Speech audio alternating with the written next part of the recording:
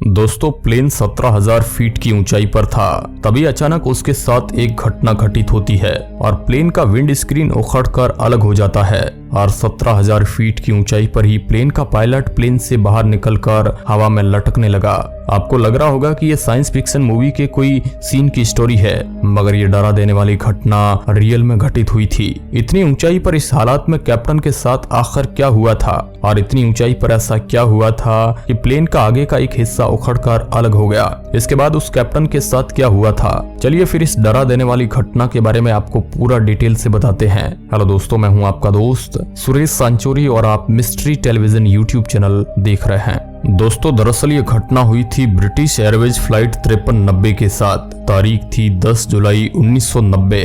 जगह थी Birmingham airport England. सुबह 8:20 पर यह प्लेन 81 पैसेंजर और 6 क्रू मेंबर को लेकर उड़ान भरता है। प्लेन की मंजिल थी स्पेन का माल्दा एयरपोर्ट। जब प्लेन ने उड़ान भरी तब तक तो अंदर सब कुछ ठीक चल रहा था। प्लेन के कैप्टन 42 वर्षीय टिम लानकास्टर थे, जिन्हें प्लेन उड़ाने का काफी अच्छा अनुभव था और को पायलट की जगह पर मौजूद थे 39 वर्षीय एलिस्टेयर एटिसन। इन्हें भी 7,500 घंटे फ्लाइट उड़ाने का अनुभव था। प्लेन के उड़ान भरते समय इस प्लेन को को पायलट उड़ा रहे थे, लेकिन कुछ ही दूरी पर को पायलट प्लेन का कंट्रोल कैप्टन टिम लानकास्टर को सौंप देते हैं।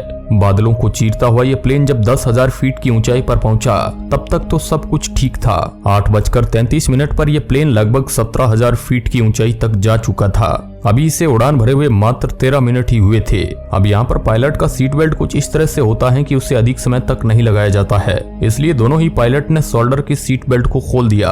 81 पैसेंजर से भरा ये प्लेन अपनी मंजिल की ओर तेजी से बढ़ रहा था। अंदर कैबिन क्रू मेंबर नाश्ता पानी के इंतजाम में लगे हुए थे। तभी प्लेन के साथ एक बहुत बड़ी घटना घटित हो जाती है।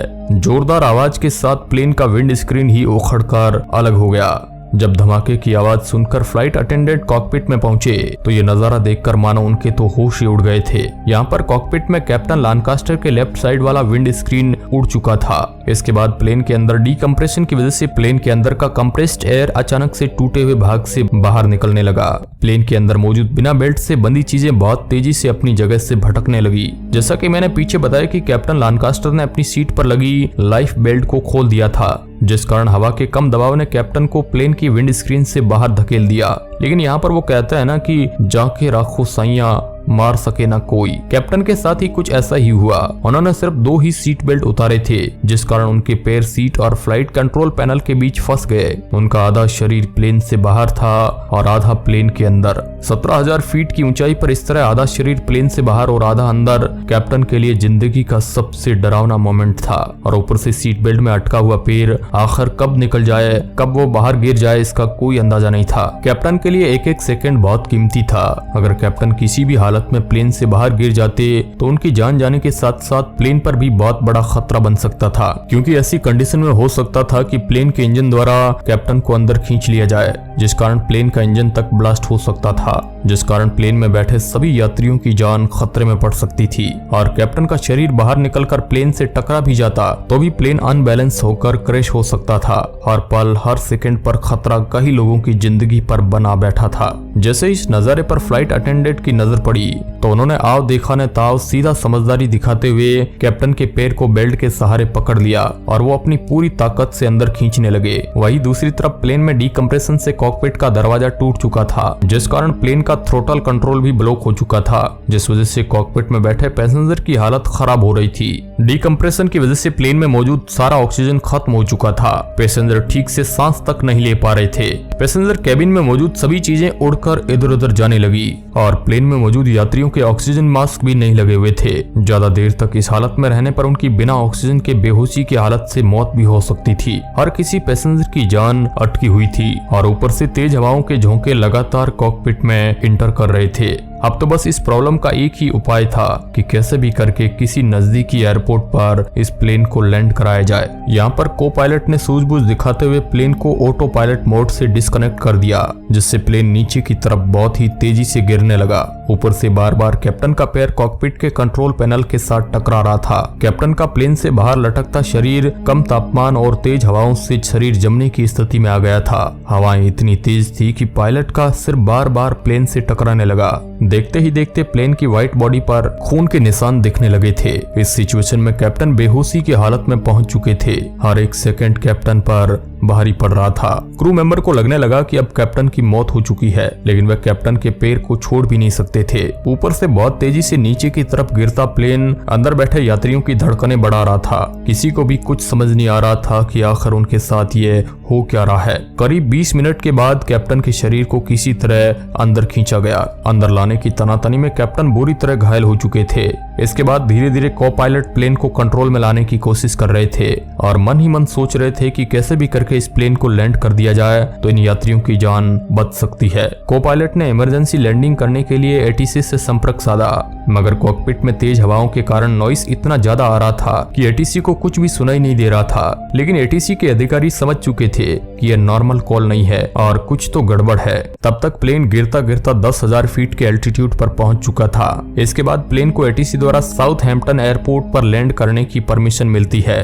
ऊपर से इस प्लेन के अंदर फ्यूल भी काफी ज्यादा था। इतने फ्यूल के साथ फ्लाइट को लैंड करना काफी ज्यादा रिस्की भी लग रहा था, क्योंकि इस दौरान अगर फ्यूल में आग लग जाए तो तबाही का तो अंदाजा ही नहीं लगाया जा सकता है। और इस तरह की सिचुएशन में एक पायलट द्वारा प्लेन को सुरक्षित लैंड करना इतना भी आसान नहीं था। प्लेन धीरे धीरे एयरपोर्ट की ओर नजदीक बढ़ता जाता है। नीचे पूरे सुरक्षा के इंतजाम कर दिए गए थे, क्योंकि ऐसी कोई अनहोनी घटना पर हालात संभाले जा सके। लेकिन सुबह के करीब 8:55 पर प्लेन को साउथहैम्पटन एयरपोर्ट के रनवे नंबर 2 पर सुरक्षित उतार दिया गया। प्लेन के लैंड होते ही एक खुशखबरी ये थी कि कैप्टन की सांसें अभी भी चल रही थी, जबकि 17,000 फीट पर उनका आधा शरीर प्लेन से बाहर था। कैप्टन के साथ साथ फ्लाइट अटेंडेंट भी घायल हुए थे, मगर किस्मत इतनी ज्यादा अच्छी थी कि प्लेन के अंदर बैठे एक भी यात्री को खरोंच तक नहीं आई थी। इतनी बड़ी दुर्घटना होने के बाद सबसे बड़ा सवाल सबके मन में यह था कि आखिर इस प्लेन के साथ ये हादसा कैसे हो सकता है। आखिर ऐसी क्या खामी थी कि एरोप्लेन इतने बड़े हादसे का शिकार हो गई। इन सभी सवालों का जवाब जानने के लिए अगले ही दिन इन्वेस्टिगेशन टीम वहां पर पहुंच गई। इन्वेस्टिगेशन अधिकारियों ने सबसे पहले फ्लाइट का मेंटेनेंस मैनुअल देखा और इसी के अंदर इस फ्लाइट के दुर्घटना के शिकार होने के कारण सॉल्व होने के आसार नजर आ रहे थे। दरअसल हुआ यह था कि इस दुर्घटना से एक दिन पहले ही इसके विंड स्क्रीन में खराबी के चलते इसे मेंटेनेंस के लिए भेजा था। इस मेंटेनेंस के दौरान प्लेन का विंड स्क्रीन को भी रिप्लेस करना था। समय भी कम था, क्योंकि अगले ही दिन सुबह को इस प्लेन को उड़ान भरनी थी। उड़ान के 27 घंटे पहले ही प्लेन की विंड स्क्रीन को चेंज कर दिया गया था, लेकिन मेंटेनेंस इंजीनियर ने जल्दबाजी और अपने कॉन्फिडेंस से यूजर मैनुअल को बिना देखे ही विंड स्क्रीन के बोल्ट लगा दिए थे, जिसमें से एक नया बोल्ट था। ये दोनों बोल्ट देखने में समान लग रहे थे, जिस कारण उस इंजीनियर की आंखों ने धोखा खा लिया। दोनों बोल्ट देखने में तो एक ही जैसे थे, इसके आकार में थोड़ा ऊंच नीच था।